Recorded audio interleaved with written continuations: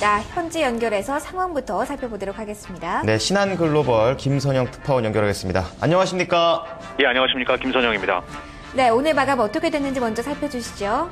예, 오늘 뉴욕 증시 모두 3대 지수가 모두 상승 마감되는데요. 장 후반 들어 상승폭이 다소 감소하는 모습 보였습니다. 협상 시한이 20일밖에 남지 않은 상황에서 지난 주말부터 오바마 대통령과 존 베이너 공화당 대표가 재정 절벽 해결을 위한 비공개 협상을 벌이고 있는 가운데 양측이 진지한 제안을 내놓으면서 협상이 타결될 것이라는 낙관적인 분석이 힘을 얻으면서 오늘 증시를 끌어올렸습니다. 이와 더불어 독일의 민간 경제 연구기관인 유럽경제연구센터의 발표에 따르면 12월 투자신뢰지수가 5월 이후 최고치인 6.9를 기록해 시장의 전망치였던 마이너스 11.5를 크게 상회해 내년도 독일 경제 확장 모멘텀에 대한 기대감이 상승한 데다 오늘 시작돼 내일까지 이어지는 연준의 공개시장위원회 즉 FOMC에서 올해 말 종료되는 오퍼레이션 트위스트 프로그램을 보완할 수 있는 조치에 대한 언급이 있을 것이라는 전망으로 주가지수는 큰 폭의 상승세를 보였습니다. 하지만 오후 들어 민주당의 해리 리드 상원의원이 크리스마스 전까지 협상 타결이 힘들 수도 있다는 입장을 밝힌 후 지수의 상승폭이 다소 줄기도 했습니다. 오늘 대부분의 업종이 상승했던 가운데 금 가격이 하락하면서 금광업종이 하락했고 소매업종과 석탄업체들이 하락한 반면 마지막으로 10년 만기 국채 수익률은 어제보다 상승해 1.65% 기록했습니다. 네, 계속해서 이슈와 특징 종목 좀 보도록 하겠습니다. 미국 정부가 AIG에게 남아있던 지분을 전량 매각했다는 소식이 있는데요. 자세한 소식 좀 전해주시죠. 예, 미국 재무부가 AIG 지분 전량을 매각해 지난 2008년에 투입했던 공적 자금을 4년 만에 회수했습니다. 재무부는 보유 중이던 AIG 전체 지분 중 16%에 해당하는 보통주 2억 3,420만 주를 주당 32달러 50센트에 매각해 76억 달러를 회수했다고 발표했는데요. 재무부는 지난 2008년 막대한 공적 자금을 투입한 이래 5차례에 걸쳐 AIG의 지분을 처분하면서 최고 92%에 달했던 지분율을 낮춰왔고 지난 9월 6억 3,700만 주를 매각을 기점으로 원금 1,823억 달러를 모두 회수했을 뿐만 아니라 151억 달러의 이익까지 남긴 것으로 집계가 되고 있습니다.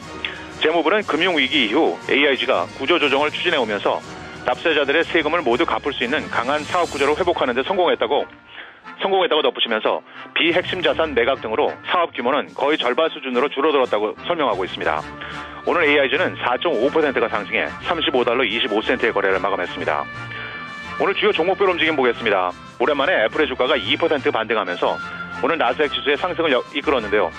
증권사 모간 스탠리가 최근에 주가 급락이 과하다며 비중 확대를 추천한 데다 통신사 AT&T가 올 연말 들어 아이폰 4와 아이폰 5의 판매가 예상을 상회하고 있다는 보고서를 발표한 것이 주가 반등으로 이어졌습니다.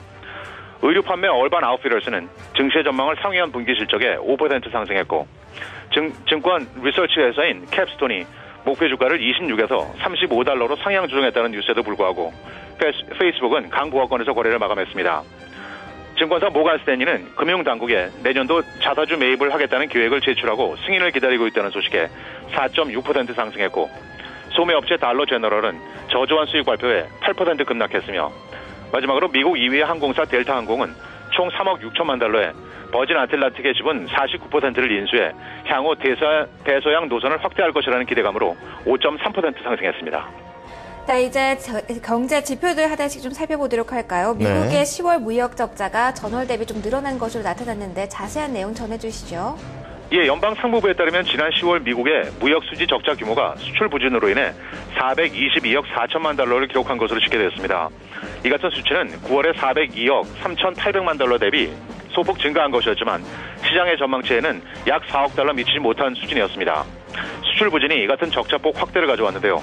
10월 중 수출은 3.6% 감소하면서 지난 2009년 1월 이후 3년 9개월 만에 가장 큰 감소율을 보였고 같은 기간 수입 역시 9월에 1.5% 증가해서 2.1% 감소로 전환되었으며 10월 중 대중국 무역 수지 적자 규모는 294억 7천만 달러로 또다시 사상 최대치를 기록했습니다. 한편 10월 중 도매 재고는 0.6%가 늘어 전망치였던 0.4%를 상회한 것으로 나타나 수요 둔화에도 불구하고 기업들이 재고를 다소 늘린 것으로 보입니다. 마지막으로 내일은 노동부가 발표하는 11월 수출입 가격과 주간 몰기지 신청 지수 그리고 FOMC의 금리 결정과 성명서가 오후에 발표될 예정입니다. 지금까지 미국 현지에서 김선영입니다.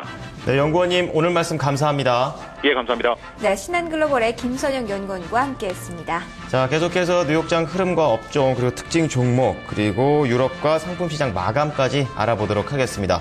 김보성 캐스터 전해주시죠.